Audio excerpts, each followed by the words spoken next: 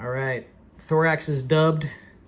I'm gonna tie in a little bit of ultra wire. This is brassy sized hot orange ultra wire. I want this in here. This is gonna become the rib in that carapace all the way down the abdomen. It's actually what's gonna hold the carapace on. I like to bend that over itself so I get in front of, and then tie it back onto itself a little bit too. Get it nice and strong. Okay. That's in position.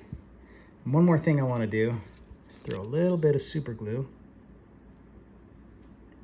onto both of these bead chains. I want them to be strong and locked in position. Like I said, this is going to get beat up. It's going to get pulled out of a lot of bass's mouths. I want them to stay on there really tight, and I don't like them spinning around the hook shank. It's just a little pet peeve or frustration of mine, so I'm going to leave it like that. Make another dubbing loop.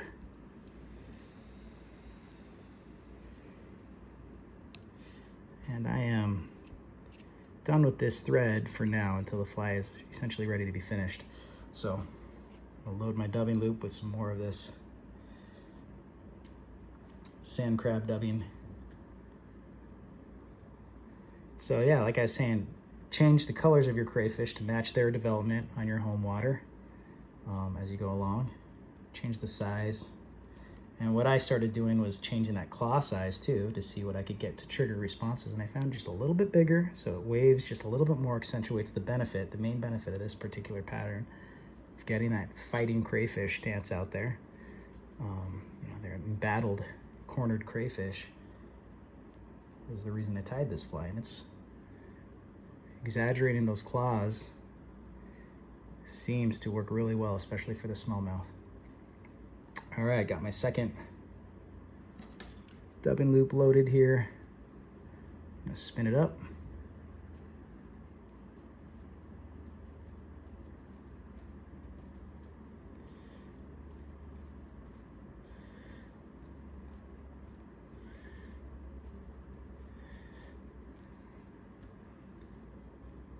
Encourage it to spin all the way up there to the top. It looks like a lot of material on this hook right now. I know, it just looks crazy, but it's a buggy fly. I'm not gonna lie to you. It comes out really well. All right, it's looking loaded up pretty well. So as I wind this forward, I'm gonna go one wrap between that last set of dumbbell eyes and the legs that are in front of it. And then wrap my way down the abdomen here. Time for that thorax or cephalothorax or whatever it is. I don't know if they have a separate head or not in a crayfish. I probably could have got away with a lot less dubbing on this guy.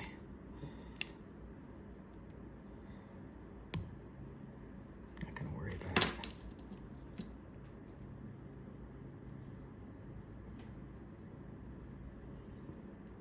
Okay. That's good, and I'm gonna tie this off. Ooh, sorry, bumping my camera.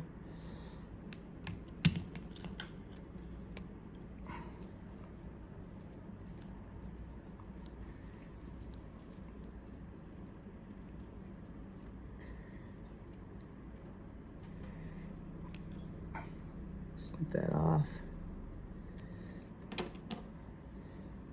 All right.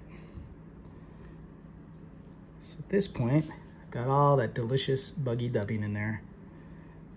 And now, I've got to bring down this stretch flex that's going to be my carapace. Stretch it back over the thorax, and I left this wire right at the base of the thorax, right before that set of setter dumbbells. So I'm going to stretch that thorax down, that carapace down over the thorax, hold it in position with my thumb, and then I'll tighten down with that wire. And there we go.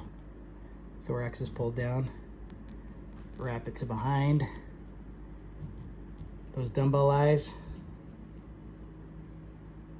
Stretch it down again and begin to wrap my abdomen.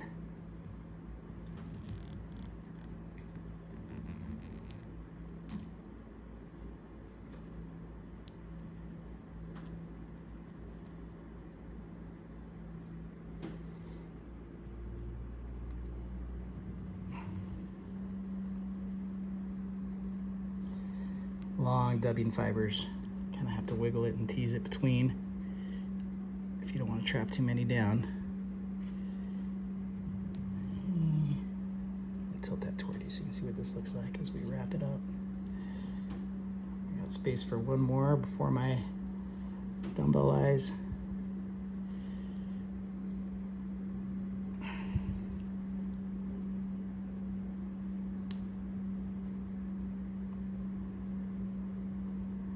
Okay.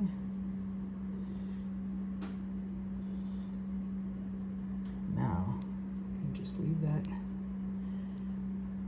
one wrap behind the dumbbell eyes. We are there. Okay.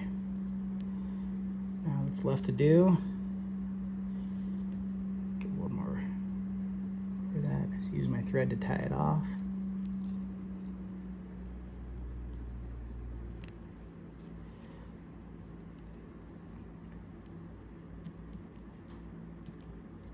Helicopter that off.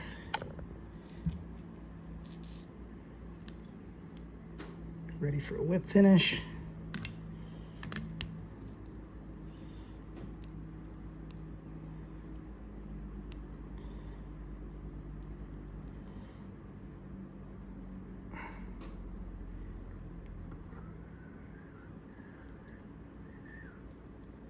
There we go. Finish is done. Break that thread off. Nice. Then I've got so much bugginess, I gotta decide how much of this I wanna keep. But before I trim anything, we're gonna go for maximum bugginess by buffing this all out, brushing it all out with, this is just Velcro on a popsicle stick. This is as good a tool as any for playing with dubbing, in my opinion.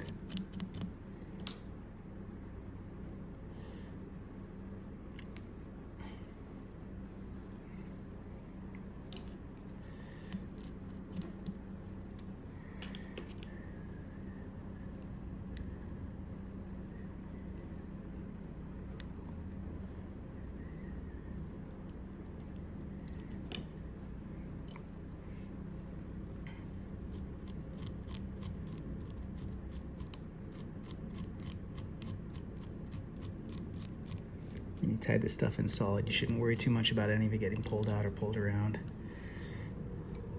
I'm gonna trim these legs, make them approximately the same length. Again, I'm not gonna worry too much about how close or separated they are. You can hear that rubber just snapping back as it gets brushed and caught in this Velcro. Okay, that is an exceptionally buggy crawdad. And that can be fished absolutely just like that. But I'm gonna trim down sides of this abdomen just a little bit and make it look less wide than it was and give it a little bit more of a, looks like just the gills sticking out the sides of that abdomen. I'm gonna trim the bottom too because I want it to be able to lay relatively flat on those dumbbells.